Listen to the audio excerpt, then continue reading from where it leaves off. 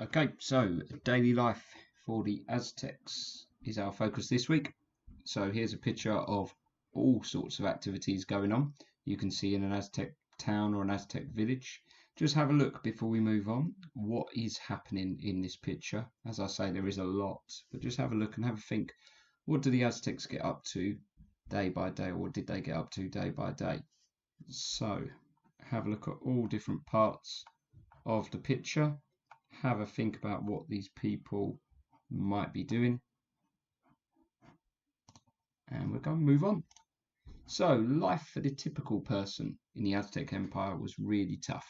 So even though some people had it quite easy, especially if they were quite wealthy, most people had to work, had to earn what they ate, had to work for what they wore, had to potentially become warriors and therefore fight for their lives, to defend the empire, to defend the Aztecs. So it really was quite tough being part of the Aztec Empire.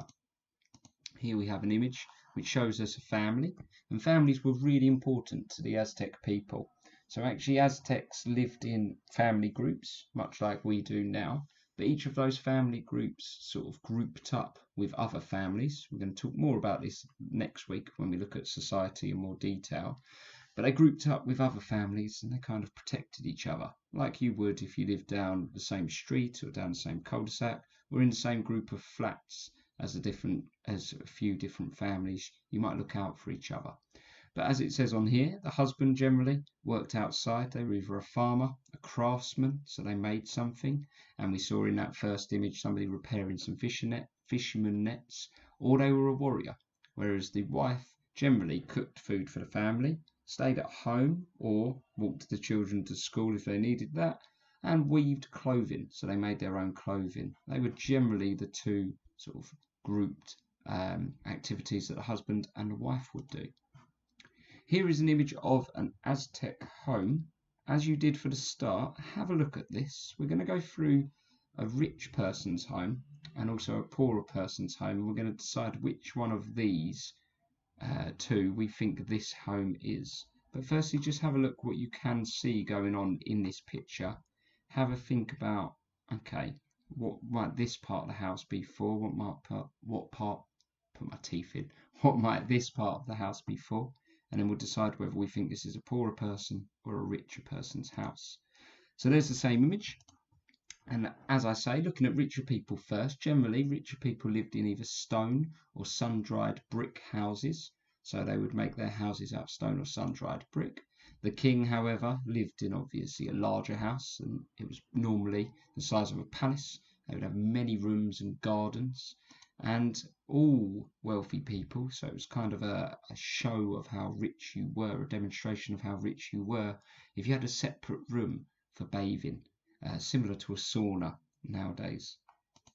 Whereas a poorer person's house, generally it was just one room or two rooms. Maybe it was separated into two parts, but generally it was just one room. The roof was normally made of palm leaves, which have been thatched.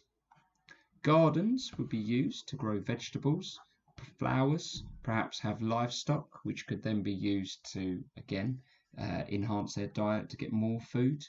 And the main room, if there are two rooms, then obviously it would be slightly different, but the main room was sort of split into four parts, and the four parts are on there, with possibly the last one being the most important to the Aztec people, the shrine to the gods. So have a look again and have a think about that information and see if you can make that decision over whether you think this is a richer person's house or a poorer person's house, and see if you can identify any of the features that we've just spoken about. It might be that you want to write this down as a short sentence, short paragraph. I think this is a poorer person's house. I think this is a richer person's house. And then justify why you think that. Give me a because. So as we've said already, women generally made their own clothing. It says here that poor people wove their own cloth, which means they made the materials to then create the clothing in the first place. And as I say, it was generally the responsibility of the wife to do this. And here's some examples of the type of clothing that men and women would wear in the Aztec time, during the Aztec era.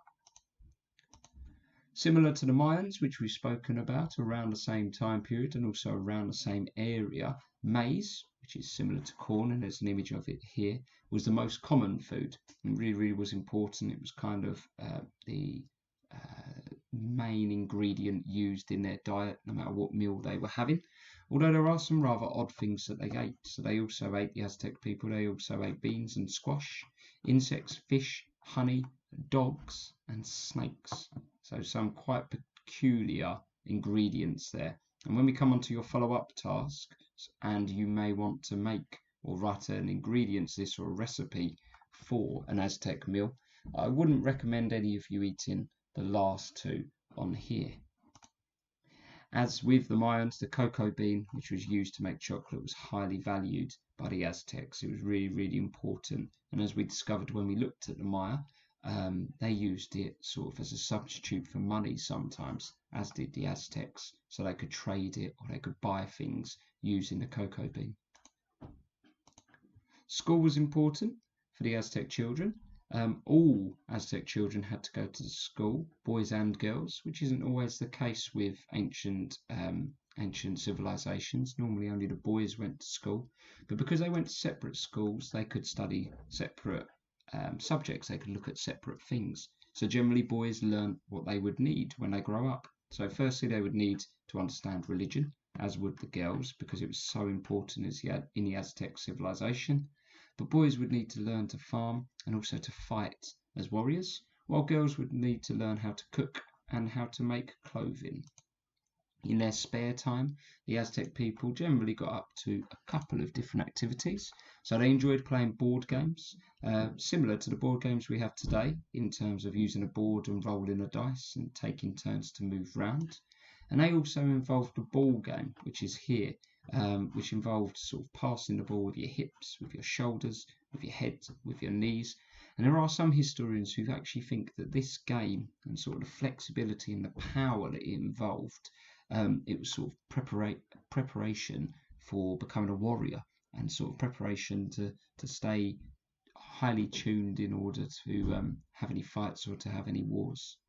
So loads of information about Aztec daily life. So what can you do with that information? Well, you might choose to do nothing with that information, just take some of it on board, or you may choose to do one of these 4 activities. So the first activity you might want to do, I know we've done something similar already in our home learning, but you may want to make or draw or perhaps label and annotate an Aztec house. If you were drawing, then you might draw a poorer person's and a richer person's, and you might annotate the two, label the two to show the differences between a poorer person's and a richer person's.